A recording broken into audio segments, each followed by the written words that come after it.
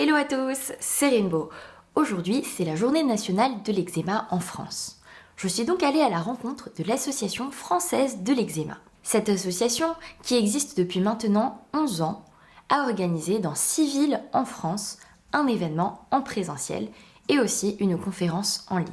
Cet événement s'est tenu au But Chaumont, où il y avait un parcours ludique composé d'un questionnaire autour de l'eczéma. À chaque point de rencontre, nous pouvions scanner un QR code qui menait donc à un questionnaire et nous pouvions récolter des points. Nous avions aussi l'occasion de rencontrer les organisateurs de cet événement, ainsi que les adhérents et les volontaires qui ont participé. C'était donc une occasion très sympathique de pouvoir rencontrer des personnes qui s'intéressent au sujet et qui étaient là pour célébrer cette journée dédiée aux personnes souffrant de l'eczéma. Je crois d'ailleurs que c'était la première fois que j'allais à un événement comme cela, où je pouvais rencontrer d'autres personnes qui, comme moi, partageaient cette expérience de l'eczéma. Nous avons parlé de beaucoup de choses, y compris nos occupations, nos passions, nos centres d'intérêt et aussi des discussions autour de l'eczéma, bien sûr, ce que ça engendrait sur notre vie quotidienne, sur notre vie amoureuse, sur notre santé mentale, sur notre santé physique, évidemment. Et c'était aussi l'occasion de pouvoir rencontrer des gens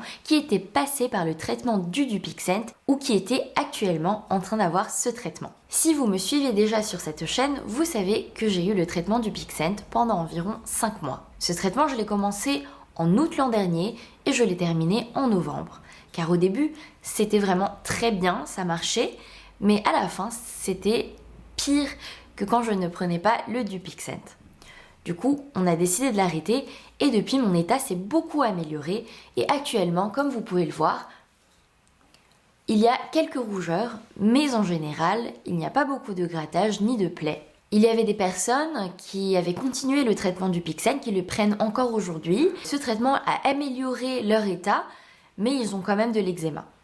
Il y a aussi des personnes qui m'ont dit que comme moi, ils avaient eu un état un peu plus aggravé ou que ça n'aidait pas du tout et qu'ensuite après l'arrêt, leur eczéma s'était beaucoup amélioré, que maintenant ils commençaient à se maquiller, à mettre des habits plus courts, qui étaient plus montrants, même s'il y avait encore quelques petites crises ici et là. Et il y avait aussi des personnes qui n'en avaient pas encore vraiment entendu parler. Durant cet événement, j'ai aussi eu un goodie bag de l'Association française de l'eczéma et je me suis rendu compte que j'étais habillée aux couleurs de l'association.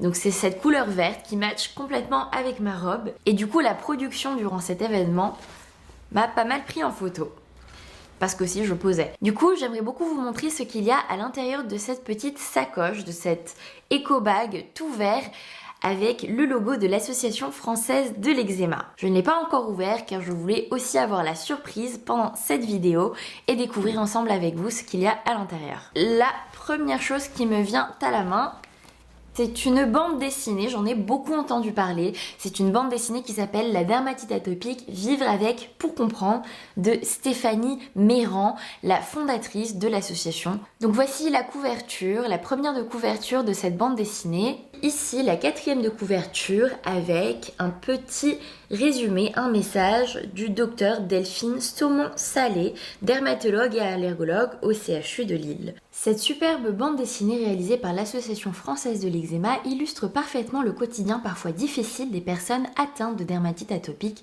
sans oublier leur entourage, et elle ne manquera pas d'être un outil formidable pour sensibiliser les autres à l'impact que peut avoir la maladie dans toutes les dimensions du quotidien. J'aime beaucoup ce paragraphe et j'ai hâte de lire ce livre. Si vous aussi vous êtes intéressé à jeter un coup d'œil sur cette bande dessinée, je vais vous laisser un lien en bas dans la barre de commentaires. Je vais piocher le deuxième item et voici du coup une casquette qui va parfaitement avec ma robe.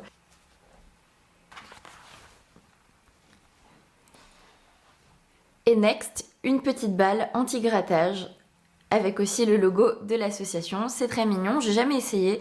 La plupart du temps, ce que je fais quand j'ai envie d'arrêter de me gratter, c'est de prendre quelque chose de très froid dans le frigo ou dans le congélateur et de le compresser sur la partie qui me gratte à mort, parce que du coup, ça va faire chuter la température, ça va faire apaiser l'inflammation et ça va moins gratter. Et du coup, cette balle anti-stress, j'ai jamais même eu l'idée, mais je pense que c'est assez malin parce que ça occupe les mains. J'ai aussi un truc, c'est que j'ai des petites peaux à côté des ongles et je me les arrache parfois, donc peut-être ça va aider pour ça aussi. Je pense qu'en effet, ça peut être un objet qui peut aider à arrêter de se gratter quand on a une envie folle de se gratter et qu'on n'a pas forcément un frigo ou un glaçon à côté. Et après, je vais tout sortir du sac. Il y a un cahier d'activité sur l'eczéma avec des petits pingouins dessus. Et je pense que ça, c'est un cahier pour les enfants. Donc c'est surtout pour peut-être les parents qui ont des enfants avec de l'eczéma ou qui peut-être eux-mêmes en ont, apprendre un petit peu cette maladie, mais par les yeux d'un enfant. Et le personnage ici, dans ce jeu, c'est Exo. Il s'appelle Exo. Du coup, relier des points, retrouver son ami la girafe. On peut découper des masques, il y a des mots fléchés. Peut-être des vocabulaires sur l'eczéma, je ne sais pas. Et ensuite, des poses de yoga pour les enfants. Je trouve que c'est très sympa.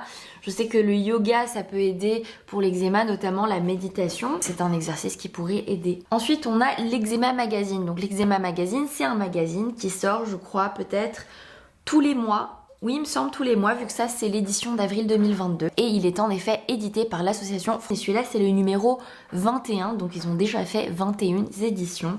C'est incroyable.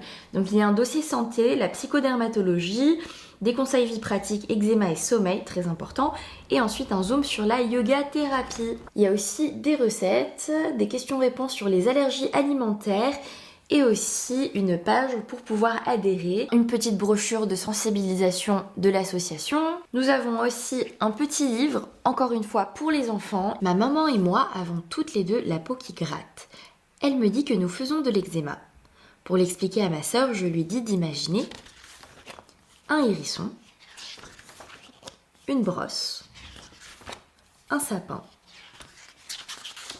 une épine de rose, un oursin, etc. Ce n'est pas facile pour ma maman et moi, mais nous nous aimons très fort. C'est très touchant de voir que c'est une initiative que cette association a pris, car c'est vrai quand j'étais petite et que j'avais de l'eczéma, j'avais du mal à l'expliquer. C'était plutôt quelque chose que je n'expliquais pas du tout.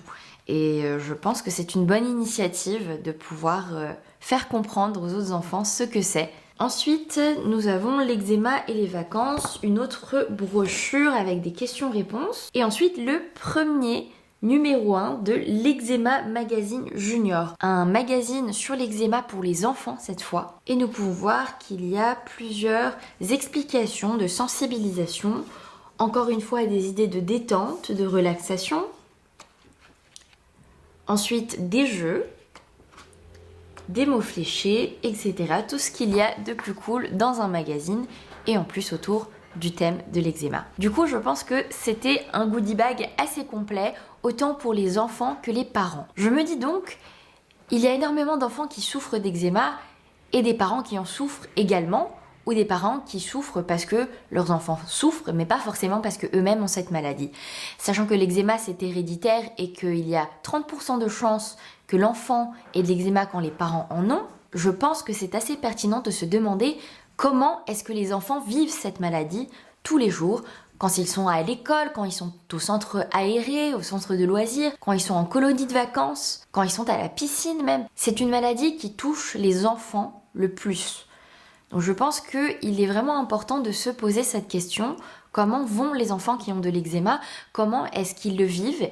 Et comment ils font pour s'en sortir physiquement, mais aussi mentalement, mais aussi avec leurs autres amis, copains, copines dans la cour de récré. Donc je pense qu'il est important de se rendre compte que la sensibilisation, c'est aussi envers les plus petits, envers les enfants qui sont le plus touchés. C'est vraiment quelque chose que j'aurais adoré avoir, que j'aurais vraiment... qui m'aurait peut-être libérée, qui m'aurait peut-être ouvert les yeux quand j'étais plus petite, si j'avais eu la chance d'avoir une communauté comme ça, qui avait pour mission de transmettre ce message d'espoir, ce message d'amour, ce message de ça va aller, ce message de il y a des choses à faire, t'inquiète pas, et surtout, t'es pas toute seule, t'es pas tout seul. Il y a aussi énormément de gens qui sont concernés et regarde, il y a même une communauté de personnes extrêmement bienveillantes, de personnes extrêmement chaleureuses, qui ne vont pas te juger et qui souffrent aussi peut-être de la même chose que toi. Je pense que j'aurais vraiment été ravie d'apprendre ça. Je pense que je me serais sentie moins seule. Et c'est vrai que c'est assez drôle parce que je pense que même si j'ai rencontré toutes ces personnes une fois à cet événement, j'ai l'impression de les avoir connues pendant plus longtemps en fait, d'avoir partagé tellement de choses en commun quand on a parlé, on s'est rendu compte qu'on avait les mêmes galères, plus ou moins, et ça fait vraiment beaucoup d'empathie, ça fait vraiment quelque chose de très précieux à partager. À la fin aussi, on s'est partagé beaucoup de messages d'espoir, comme si j'avais pas ça, si j'avais pas l'eczéma dans ma vie, peut-être j'aurais pas fait tout ça pour prendre autant soin de moi.